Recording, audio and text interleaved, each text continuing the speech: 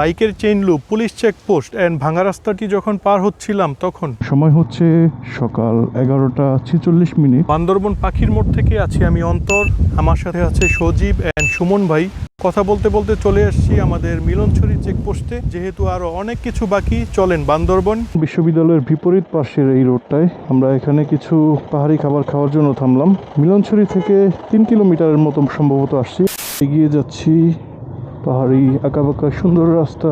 ওরে বাবা, একটু উদাসীন হয়ে গিয়েছিলাম, এই ফুটেজটা রাখলাম যাতে আপনারা এখান থেকে ধারণা পেতে পারেন।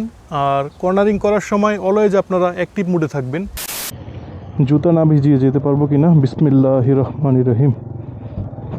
হায় হায়,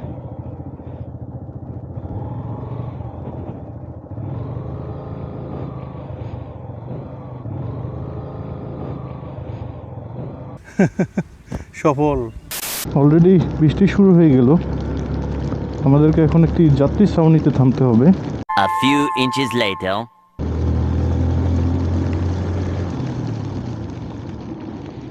আলহামদুলিল্লাহ, একটি যাত্রী ছাউনি পেয়ে গেলাম। A few moments later. এখান থেকে ভিউটা মাশাআল্লাহ খুবই সুন্দর। নীলগিরি এখান থেকে 24 কিলোমিটার। কিছু জায়গা মেঘাচ্ছন্ন, কিছু জায়গা রোদে ঝলমল। ওই দেখেন পাহাড়ে, ক্যামেরা এত দূরে অবশ্যই বোঝা যাবে না, পাহাড়ের উপর দিয়ে মেঘ যাচ্ছে, কালো মেঘ। তার মানে এখানে বৃষ্টি হওয়ার চান্স অনেক বেশি। আচ্ছা, যদি আমি ভুল না করি, এই রাস্তাটা হচ্ছে পাহাড় ধসের কারণে ভেঙে গিয়েছিল। আর এই রাস্তাটা থানচি, বান্দরবন থেকে থানচি যাওয়ার সময় এই রাস্তাটা অল্টারনেটিভ বানানো হয়েছে। সো আমরা এখানে এখন আছি। আমাদের ঘড়িতে সময় 1টা 51 মিনিট। সো আমাদেরকে এখন যেতে হবে। এটা হচ্ছে ভিউ পয়েন্ট। সো দর্শক, আপনাদেরকে যদি আমি এই ভিউ পয়েন্টটা থেকে দেখাই, আপনারা শুধু মেঘ দেখবেন। ওফ, এখন আমরা অরিজিনাল মেঘের ফিলটা পাচ্ছি। আপনাদেরকে যদি সহজে বুঝাইতে চাই তাহলে বলতে হয় হচ্ছে শীতের দিনে সম্পূর্ণ কুয়াশার মতো। আবার শুরু হলো বৃষ্টি, এবার হবে ভরপুর চায়ের আড্ডা। A few moments later. So আমরা দ্বিতীয়বারের মতো বৃষ্টিতে আটকে গিয়েছিলাম। প্রায় 10 মিনিটের মতো বেশ ভালোই বৃষ্টি হয়েছিল। এখন আবার রওনা দিলাম আর প্ল্যানে চেঞ্জ আনলাম। আজকে আমরা ডিম পাহাড় যাচ্ছি না, আজকে আমরা যাচ্ছি হচ্ছে নীলগিরি। এখন আমার সামনে মোট 4টি বাইক। আমার সামনে হচ্ছে সুমন ভাই, তারপরে সজীব, আর তারপরে 2টা বাইকের মধ্যে আছে 4 জন প্লিয়ন সহ। সো ওরাও আমাদের মতো নীলগিরিতে যাবে এবং নীলগিরি থেকে আমরা সবাই একসাথে ব্যাক করব সম্ভবত। যে কোনো জায়গায় যাওয়ার আগে আমি একটু রিসার্চ করে যাওয়ার চেষ্টা করি, এতে ভুল হওয়ার সম্ভাবনা অনেকাংশেই কম থাকে। কিন্তু বান্দরবন আসার আগে আমি কোনো রিসার্চ করিনি, কারণ আমি চেয়েছিলাম বান্দরবন হারিয়ে যেতে।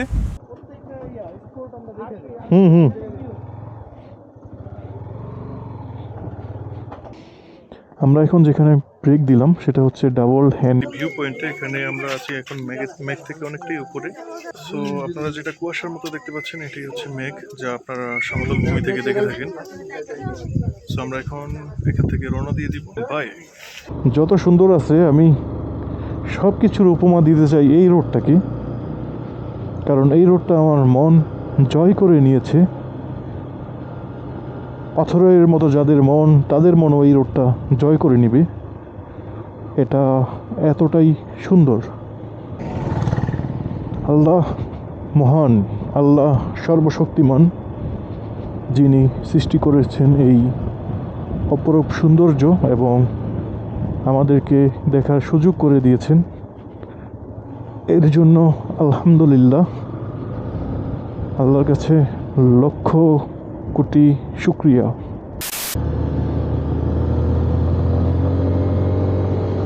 আরপিএম হচ্ছে 5000, স্পিড 37, গিয়ার 1 গিয়ার। যারা বাইকার, বিশেষ করে এফজেডএস ভার্সন 3, তারাই বুঝতে পারবেন 1 গিয়ারে 37 স্পিড মানে কত আপহিল। এটা হচ্ছে নীলগিরির বাইক পার্কিং এরিয়া। মেঘের রাজ্যে তোমাকে স্বাগতম। তুমি যদি চাও মেঘ তোমাকে ছুঁয়ে দেখ, তাহলে নীলগিরির চেয়ে ভালো জায়গা তুমি আর কোথাও পাবে না বন্ধু। চলেন আমার বন্ধুরা নীলগিরি সম্পর্কে কি ভাবতেছে সেটা ওদের থেকে শুনে আসি। সো আপনাদের ফিলিংসটা কি বলেন সুমন ভাই? আচ্ছা মেঘের মধ্যে আচ্ছা ভাই ডিসিপ্লিন মেনটেন করে একজন একজন করে বলেন কাইন্ডলি।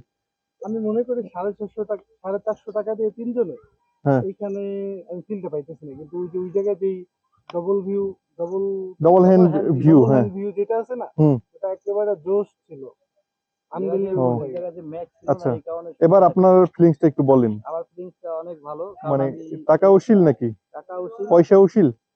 মোটামুটি। আমি মালয়েশিয়াতে যখন গেছি গ্যান্টিং হাইল্যান্ডে, হ্যাঁ। তারপর ক্যামেরুন হাইল্যান্ড, সেখানেও এরকম মেঘের মতো একবার সর্বোচ্চ জায়গা মালয়েশিয়া। হুম হুম। কিন্তু আমরা কিন্তু এখনো সর্বোচ্চ জায়গায় পৌঁছাতে পারিনি না, আমাদেরকে যেতে হবে ডিম পাহাড়।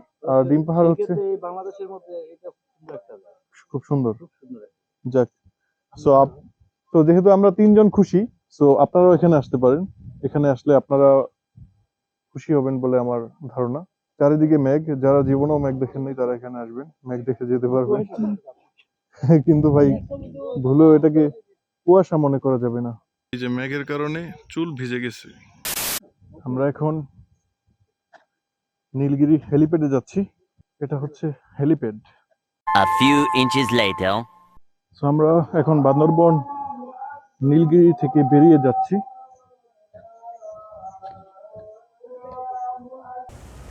খেলা শেষ, ও সরি, ভিডিও শেষ। কিন্তু নীলগিরি থেকে বান্দরবনের উদ্দেশ্যে যখন আমরা রওনা দিই, তখন যেই ওয়েদার অ্যান্ড কন্ডিশন ছিল, এরকম ওয়েদার অ্যান্ড কন্ডিশনে আমি আমার লাইফে কখনোই রাইড করি নাই। সম্পূর্ণই একটি ভিন্ন ধরনের ওয়েদার ছিল।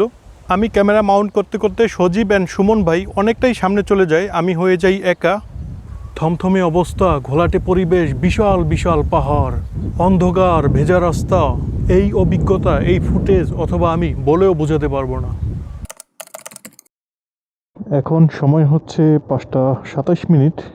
নীলগিরি থেকে এই পর্যন্ত সম্পূর্ণটাই এমন মেঘে ঢাকা, কিছু কিছু রাস্তা একদম দেখাই যায় না। অনেক প্রতিকূল পরিবেশের মধ্য দিয়ে যাচ্ছি। এই সময়টাকে ধরে রাখার জন্যই ক্যামেরাটা অন করা, কারণ এটা আমার লাইফের ফার্স্ট একটি এক্সপিরিয়েন্স। এই যে দেখেন, একদম বোঝাই যায় না, লাইট জ্বালানো তারপরেও বোঝা যায় না। দেখেন কি ভুতুড়ে পরিবেশ। এই যে দেখেন আমি কি ভয়ানক পরিস্থিতির মধ্যে আছি। বাইকটি বন্ধ হয়ে যাচ্ছিল।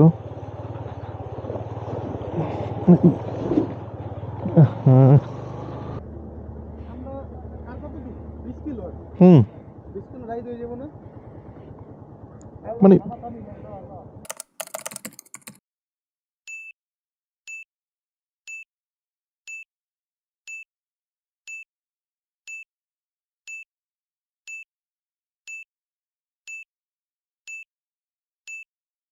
শেষ শেষ শেষ, ভিডিও শেষ।